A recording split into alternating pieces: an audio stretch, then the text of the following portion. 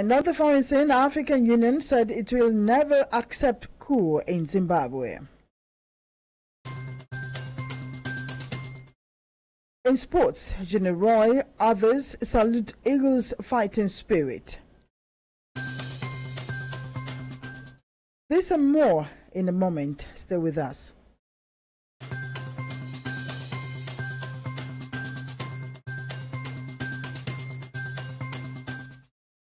In other news, the Senate says it will commence the consideration of the general principles of the 2018 appropriation bill next week. Senate President Bukola Saraki on Thursday said the consideration of the budget would begin on Wednesday and end on Thursday. Saraki asked senators who would like to contribute to the debate on the general principle of the money bill to indicate by writing their names in the register. Chairman, Senate Committee on Media and Public Affairs, Senator Aliyu Sabi Abdullahi, had told newsmen that copies of the budget as presented by President Muhammadu Buhari are being produced for distribution to senators. President Muhammadu Buhari on November 7 presented a budget of 8.612 trillion naira to a joint sitting of the Senate and House of Representatives for the 2018 fiscal year.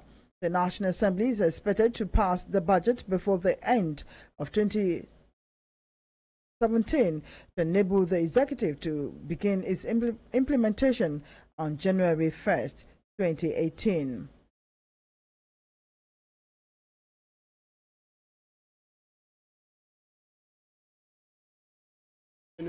Tolerance. We cannot live together as a society without tolerance. This has called on the Federal Ministry of Defense to halt the plan to stop admission of combatant female cadets into the Nigerian Defense Academy.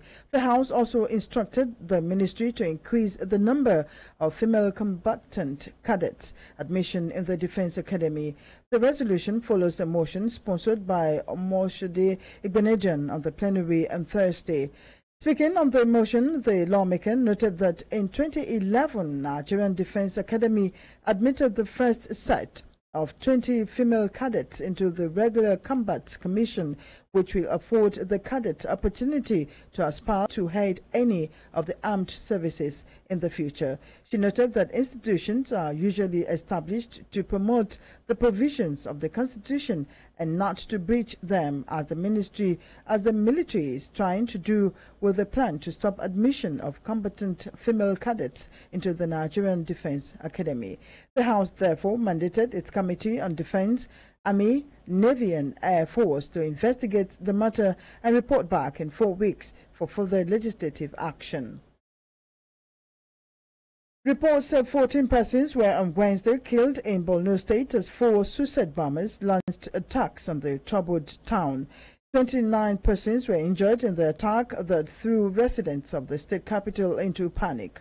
4 suicide bombers, 2 males and 2 females, targeted a Muna community in the outskirts of Maiduguri. Confirming the attacks in a statement, the police spokesman in the state, Victor Isaku, said 4 suicide bombers infiltrated Muna Geri community in Kunduga local government area and detonated improvised explosive device strapped to their bodies at different locations. The first explosion occurred at a prayer ground, while the other explosions occurred thereafter or within the community. The police spokesman added that a total of 18 persons, including the 4 suicide bombers, died in the multiple explosions, while 29 others sustained varying degrees of injuries. Meanwhile, reports say normalcy has returned to Muna Geri community of Kunduga local government area, Borno State, after Wednesday's multiple suicide bomb attacks. The police had confirmed 18 persons killed and 29 others wounded after 4 suicide bombers hit the area. Police also said its teams have sanitized the area for residents to resume normal life. 16th November every year is set aside to mark International Day for Tolerance, and Nigeria has joined the rest of the world to celebrate the day. Speaking with their correspondents on the day in Abuja, the people advised on the need for everyone to tolerate one another, especially because of Nigeria's ethnic and religious differences. The United Nations had asked all member nations to be committed to fostering mutual understanding among cultures and people. It's all about gain. There is benefit in tolerance. We cannot live together as a society without tolerance. Life in general is all about tolerance. We don't tolerate, we can't inform, we can't move forward. We tolerate each other, no matter what the fault is. When somebody offends you, you tolerate the person, it allows peace to reign.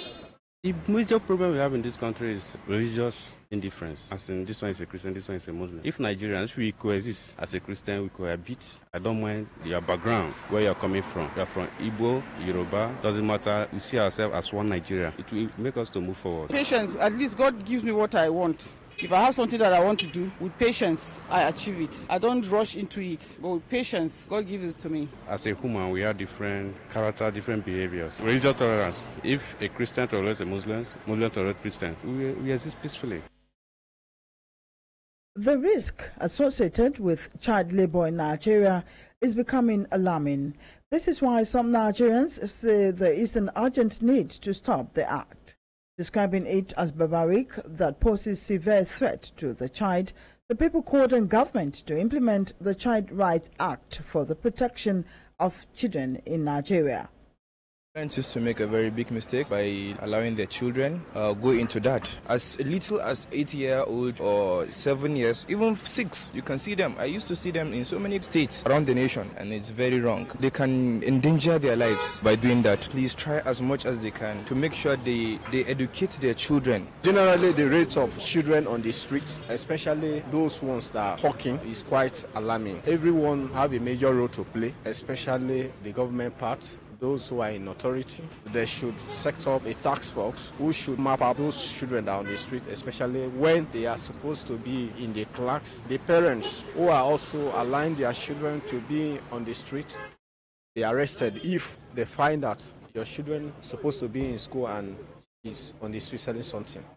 Every child has rights to education, to good life. Parents should stop using them to hawk. They should work and take care of the kids because they could be raped, they could be kidnapped. And these people that are kidnapping them, they will just sell their body part for a very token amount of money. And you know, this is not a good thing for them. So parents should stop using their children to hawk. It's a barbaric act, it's not good. Stop it. Residents of the Federal Capital Territory FCT have called for strict measures to be implemented to end the persistent traffic deadlock along Nyanya-Maraba route. Speaking with the correspondents in Abuja today, they say quality time needed to contribute to national and personal development is spent on the road as a result of the traffic gridlock. Traffic gridlock in Nyanya-Maraba Road has been very, very tight. We've been suffering for like past 3 weeks now. It may be due to army checkpoint, but we don't really know. It's really getting out of hand. People are really suffering. The man hour, everything is just getting tiring. We are just calling on government to just come and help us. We've been crying for years, and today we are still where we are. The other Karishi road that we were promised by last administration, and as this administration was coming in, they told us that they are going to, do it within 3 months, within 6 months, and today it's 2 years plus and nothing has been done. Nobody is even talking about it.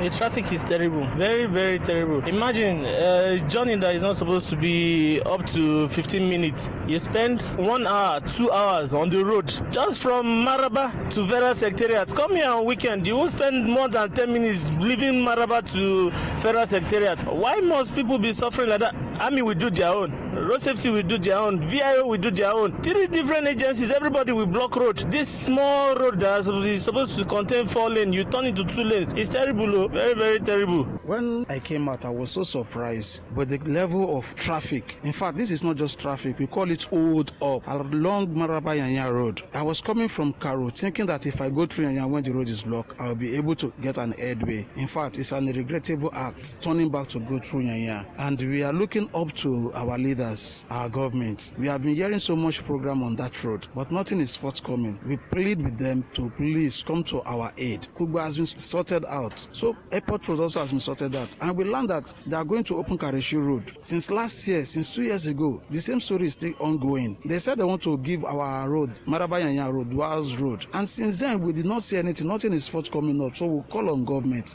that they should please come to our aid. Residents of Rogo community in the FCT are saying if they can have access to some basic social amenities, then life would have been better for them. Human Rights Radio Abuja visited the community and the people did not hesitate to say the things that bothered them most.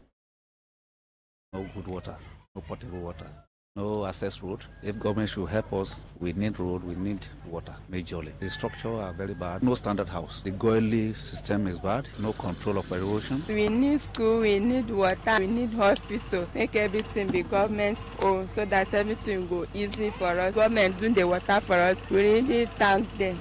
We don't have water. We need government school for this our area. Our environment is very dirty. Children are always sick. Malaria, typhoid. We need road. We don't have a reasonable road here. Rainy season, we are suffering here. So we need government to help us. The light was private. It's not a government light. We do the light for ourselves. It's not government. But what we need there is borehole, health center. Don't have good health. They are sick. We Baba and Mama, we are sick. That's why I was saying that we need the health center. When the health center is very close, a police post is very close, no need of going far. Now they buy water every day. The hospital no day here. Some pikin is sick. Before I carry a go that hospital, you don't weak. Some pikin they die. We need hospital.